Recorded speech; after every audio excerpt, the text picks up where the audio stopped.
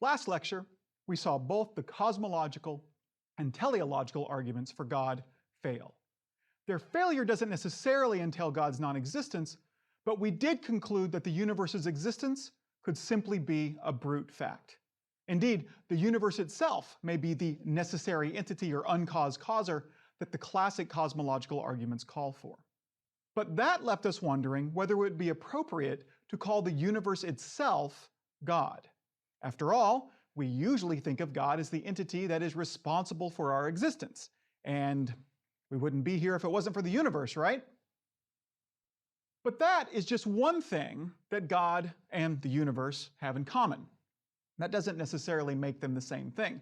After all, even if there is a dog named Sasquatch that has big feet, that doesn't mean that Bigfoot exists, even though that dog and Bigfoot would have something in common, namely big feet.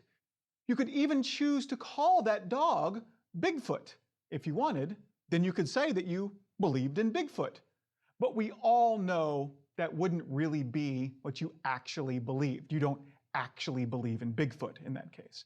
When you said that, you wouldn't mean what everyone else means or understands that statement to mean. Bigfoot isn't just an animal with big feet. Unless you believe that a lone, large, cryptic, hairy, bipedal primate lives in the forest of the Pacific Northwest, then you don't really believe in Bigfoot. In the same way, you can call the universe God if you want to. But when people talk about God, they are talking about a very specific kind of being. Unless you actually thought the universe is that kind of being, it wouldn't really be accurate to say that you believe in God. But that leads us to the question of this lecture. What exactly is God like? Of course, if God exists, we can never fully understand everything about God, but we can understand what people have traditionally meant when they have suggested that God exists. And if the universe is like that, we could say that the universe is God. The history of our conception of God is long and diverse. Some suggest that anthropomorphic bias, our tendency to ascribe agency to inanimate objects, is originally responsible for our belief in God. We thought it seemed there must be an agent behind thunder and lightning, or the weather and tornadoes. And so we invented a big man in the sky to explain it all. In reality, it's impossible to trace the idea of God back to its origins, and the earliest conceptions of God are very diverse. The Greeks, of course, believed in many gods, Zeus, Ares, etc. And these gods were far from perfect. They could be kind, but also vengeful and quite mean sometimes. They were basically just powerful humans with all the normal virtues and vices that humans have. But the story of the Judeo-Christian conception of God starts with the ancient Hebrews. Interestingly, however, they believed in many gods as well, at least originally. Biblical scholars agree that the parts of the Old Testament that were written earliest reflect the belief that many gods existed. There was Baal, and Dagon, and Marduk, and Tammuz. The list is quite lengthy. It's just that the ancient Jews were devoted to one of those gods, Yahweh. Later writings indicate that even mere belief in those other gods eventually faded away, and later Hebrews only acknowledged the existence of Yahweh. But even then, their belief was still somewhat like the ancient Greeks, in that they did not believe that Yahweh was perfect. Like the Greek gods, Yahweh was basically just a powerful person. He could be nice, but Yahweh was often vengeful and even downright immoral. For example, in Psalm 137:9, Yahweh praised dashing the infants of the Babylonians against the rocks. And I don't care what the Babylonians did, no child deserves to be dashed against the rocks because of what their parents have done. Now, I've read some almost comical interpretations of this passage and similar ones to make them fit with our modern conception of God. But the better explanation is very simple.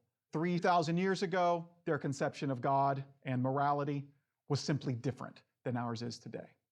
But what is our conception of God today? Well, basically, the idea is this. God is a perfect being. God's at the top of the heap. God has every good property to the maximal degree.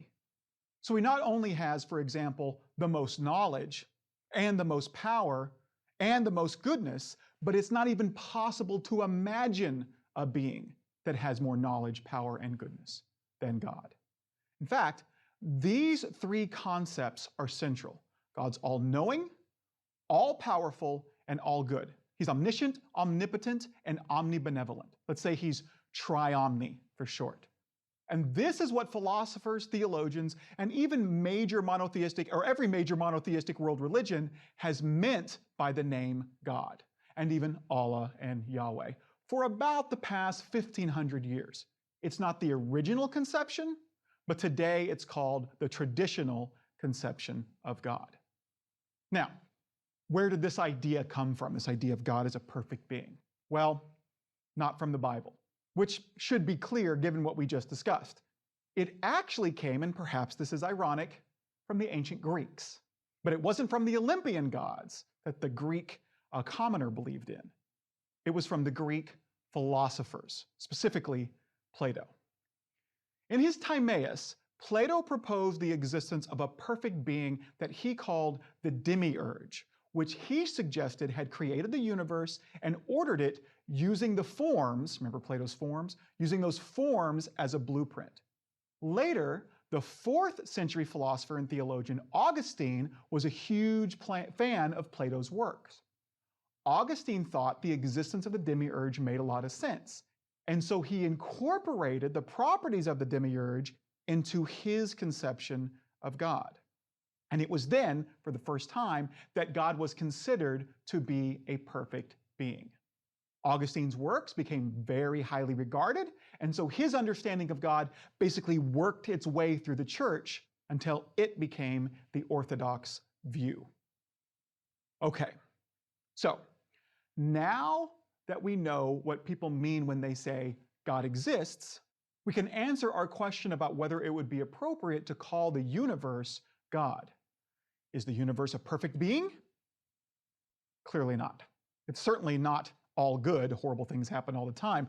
And it's not all powerful either. It really can't do anything. It just is what it is. And the universe is not all knowing. In fact, it doesn't know anything at all. It can't have knowledge because it can't have beliefs because it doesn't have a mind.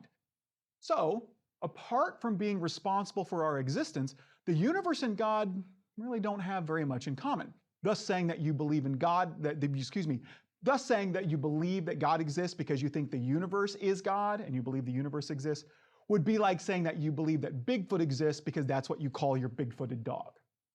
You can define your terms how you like, I guess, but you're not really talking about what everyone else is talking about.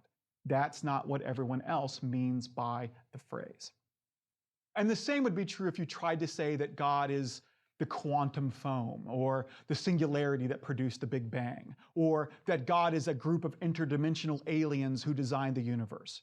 None of these entities are truly perfect beings, and so it would not be appropriate to call them God. They simply don't fall within the traditional definition. Interestingly, however, there has recently been a push, at least among theists in academia, to revise the traditional understanding of God, to not think of God as a perfect being anymore. There are many reasons for this.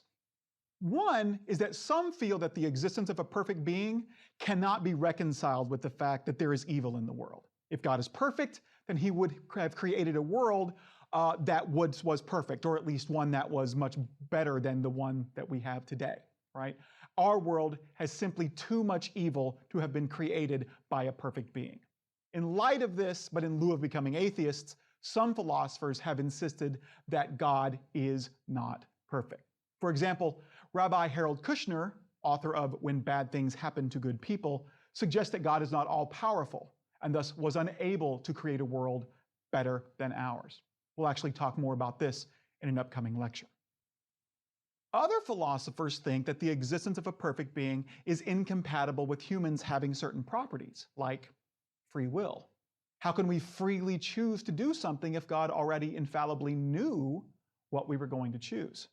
This is called the freedom and foreknowledge problem, and some, like theologian Clark Pinnock, suggest that we should reject the idea that God is all-knowing in response to it. And we'll talk about that problem a little bit later as well. But still others think that we should abandon the idea that God is perfect because the very notion of a perfect being is logically incoherent. It just doesn't make any sense. It's not that we can't understand what it's like or what it means to be a perfect being.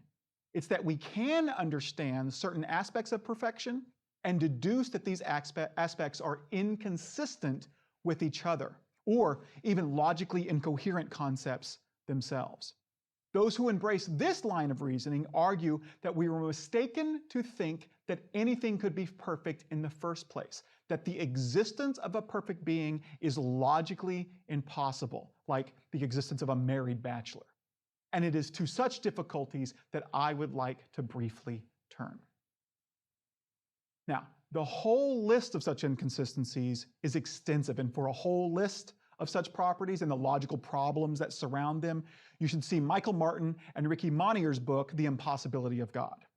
But the three most widely mentioned things God must be in order to be perfect is all-knowing, all-powerful, and all-good, the triomny that we mentioned before. But the worry is this: it's not actually possible for a single being to have all of these properties at the same time. In fact, some of these properties may be logically inconsistent themselves. Let's take omnipotence, for example, being all-powerful. Now, philosophers agree that being all-powerful would not include the ability to do that which is logically impossible, like making a square circle. Basically, being all-powerful includes the ability to do anything, but making a four-sided object with no sides, that's not really a thing, that's just nonsense. But being omnipotent itself may be logically inconsistent. For example, and to modify an example from the great Homer Simpson, the existence of a burrito so hot that no one could eat it is logically possible. So, making such a burrito should be something within an omnipotent being's power. And yet it cannot be, because the existence of such a burrito would entail that there is something that that being cannot do, namely, eat that very burrito. Now, obviously, this is a funny twist on the can God make a rock so big that he himself cannot lift it paradox, but both are getting at the same point. The existence of an omnipotent being seems logically impossible because to truly be omnipotent, an omnipotent being must have the power to do anything, including limit his own power. But any being whose power can be limited is not omnipotent. But even if we think we can solve this problem and think God is omnipotent, another problem arises. God is supposed to be omnibenevolent too. He's supposed to be all good or morally perfect. But that would mean that God is unable to do an evil action. His moral perfection doesn't just entail that he happens to always choose to do the good. He can't do an evil action because doing so is incompatible with his essential moral perfection.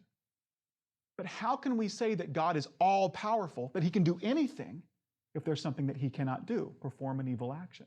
I mean, if I can do something, and I can be evil, I assure you, surely God must be able to do that thing. He's all-powerful. Yet he can't because he's omnibenevolent.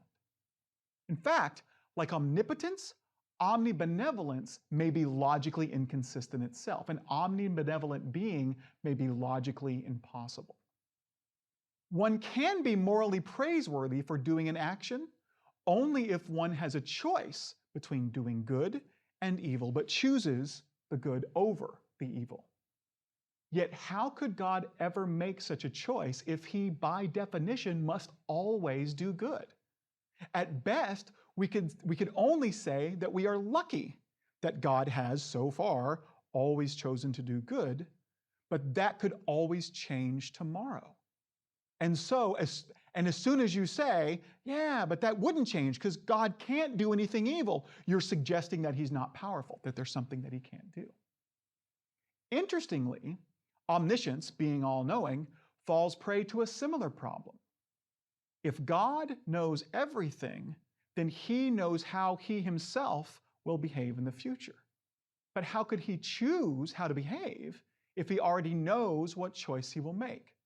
To make a choice, one must deliberate about which option to take. And to deliberate about which option to take, one must believe that both options are a genuine possibility. But God already infallibly knows what he will do. How could he believe both are a genuine possibility? Deliberation for God, it seems, is impossible, so he can't make a choice. And yet, if God is to behave morally, get moral credit for what he does, he must choose to do good. So, again, many academics who believe in God want to abandon the idea that God is a perfect being. It's just too difficult of a concept to defend.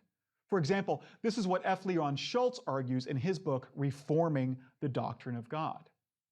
But even if we unperfect our conception of God and suggest that he's merely quite powerful, very knowledgeable, and awfully good, I still don't think that we can identify God with the universe.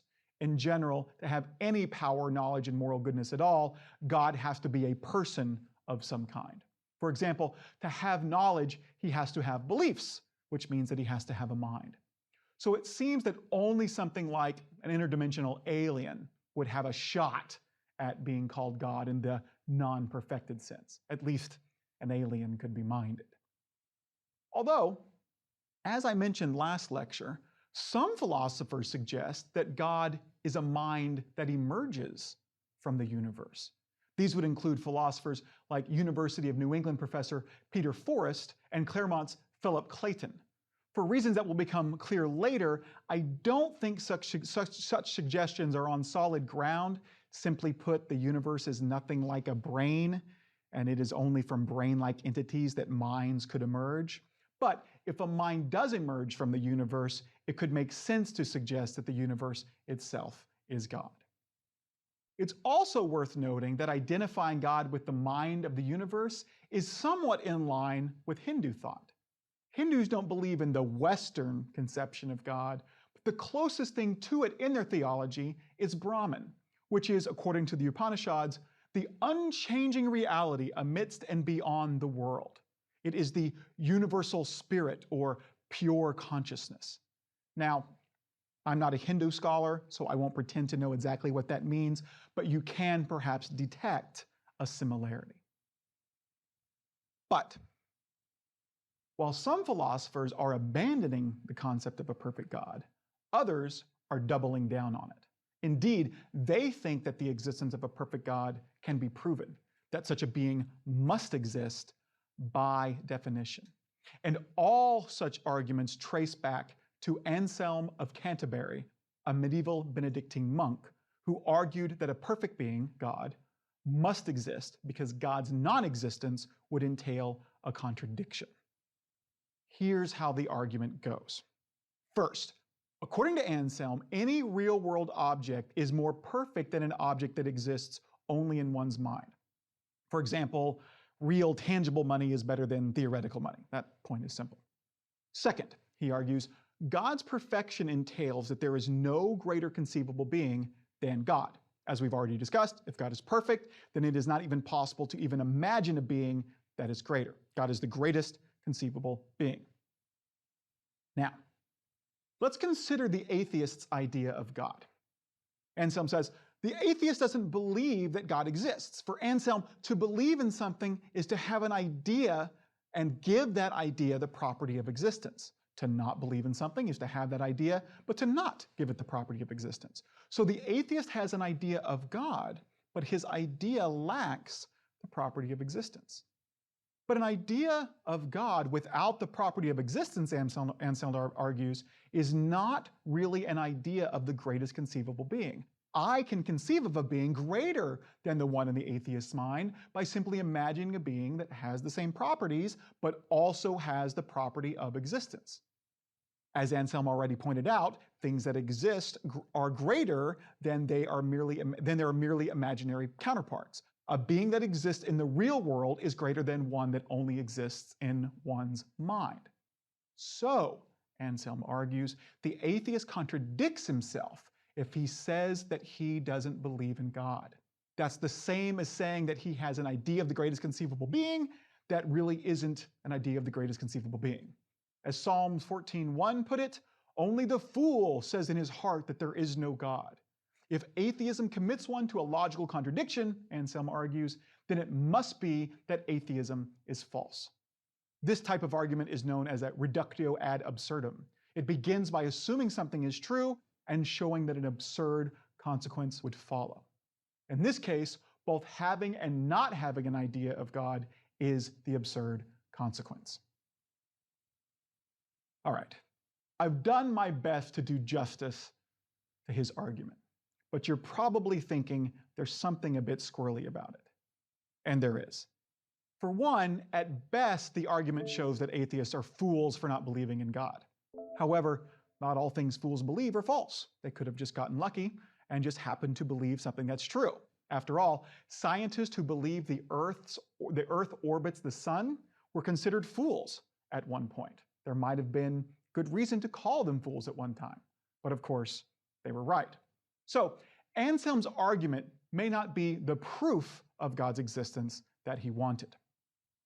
But there's more wrong with this argument than that. I mean, you can't argue that something exists by examining the concept of it or what it means to believe it exists, right? If it exists, it exists, and if it doesn't, it doesn't. We might say, well, I'm not sure what's wrong with it, but I know Anselm's argument doesn't work somewhere. He snuck in some questionable assumption or something somewhere. Well, if you thought this, you're not alone. The 11th century clergyman and philosopher Ganilo of Marmoutier thought the same thing, and he pointed it out in a work he called Reply on Behalf of the Fool. He didn't identify what was exactly wrong with the argument, but he argued that there must be something wrong somewhere by presenting a reductio argument of his own. He showed that Anselm's argument must be invalid because if you assume it's valid, you could construct another argument that has exactly the same structure, but has an obviously false conclusion. For example, just take the argument and take out the word being and replace it with the word island. If Anselm's argument is valid, then such an argument would prove the existence of the greatest conceivable island. And yet, of course, such an island doesn't exist. So in the same way that a perfect island doesn't exist simply because an imaginary perfect island is not as good as a real one, so too a perfect being doesn't exist simply because an imaginary perfect being is not as good as a real one. Now, responding to Ganilo, Anselm admitted that the argument doesn't work for perfect islands, but insisted that it still works for God because he argued a perfect island is different from a perfect being. Now, his reasoning on this is far from clear, but here's how I understand his argument. The greatest conceivable being must exist necessarily because it is the greatest conceivable thing, period. Beings are the best kind of thing, certainly better than islands, and so the best being would be the greatest thing. But although the greatest conceivable island would be the best island, it would not be the best thing. And so it does not exist necessarily. It could come into existence or go out of existence, be created or destroyed by, say, the greatest conceivable being, and still be the greatest conceivable island. So existence, Anselm says, is not a part of the perfect island's essence. This is not true of the greatest conceivable being. Anything that was able to create or destroy that being would be greater than it. Thus, nothing can create or destroy the greatest conceivable being. Therefore, existence is a part of the greatest conceivable being's essence. Now, what does it mean for existence to be part of something's essence? Well, consider the following example. A triangle is a three-sided object. Therefore, to say that a triangle does not have three sides would be a contradiction, because it is the equivalent of saying a three-sided object does not have three sides.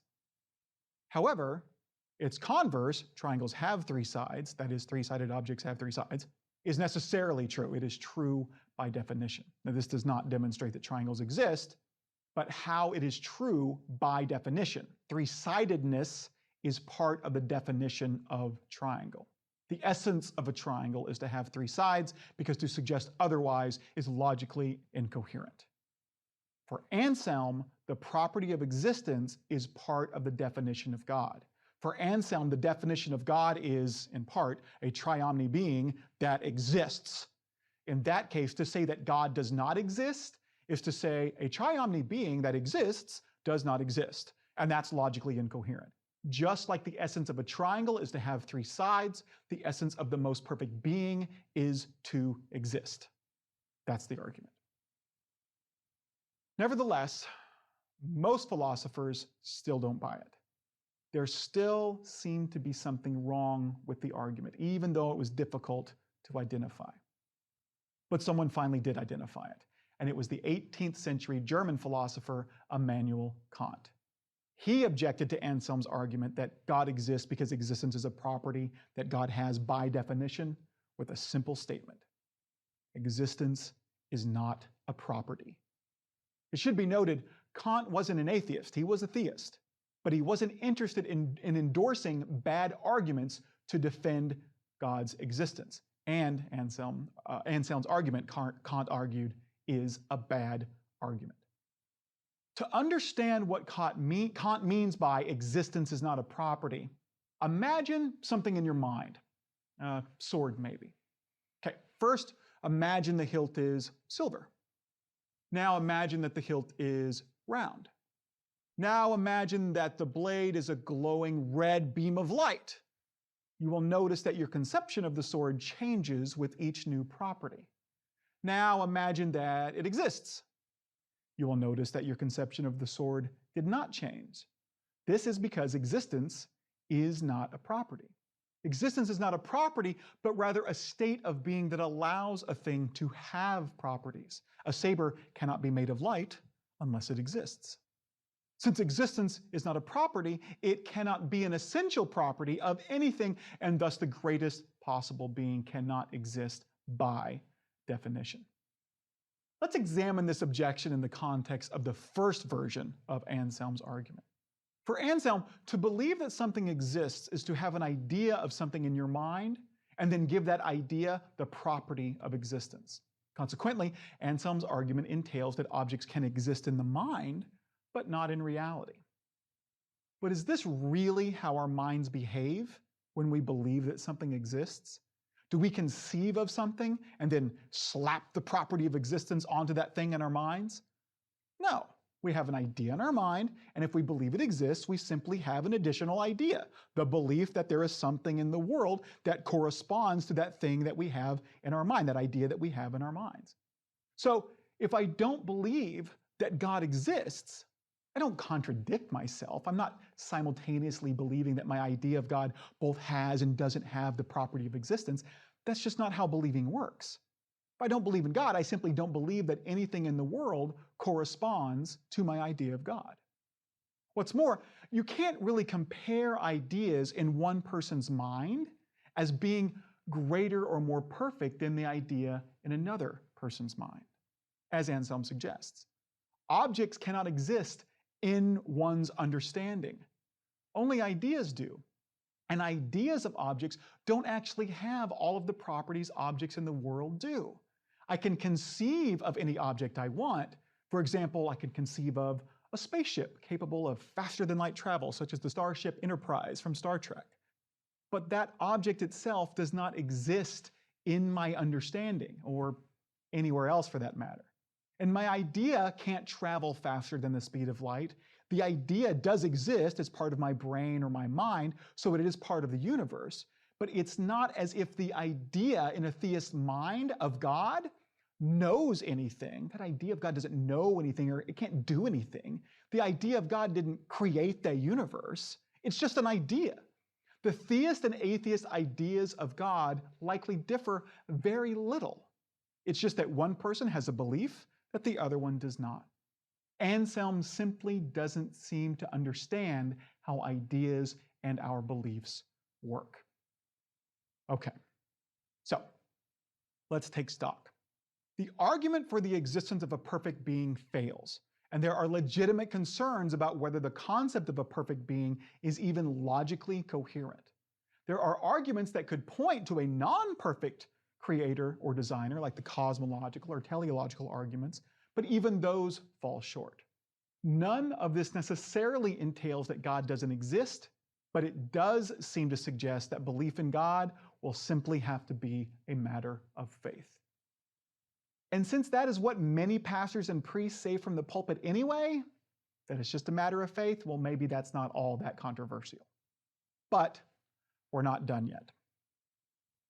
Because some philosophers make arguments against God's existence. And if those arguments work, belief in God won't simply be a matter of faith. It'll be a matter of blind faith. One would have to believe despite evidence to the contrary, like someone who refuses to believe that the world is round. To come to an answer to the big question of this section, does God exist? We must consider these arguments next.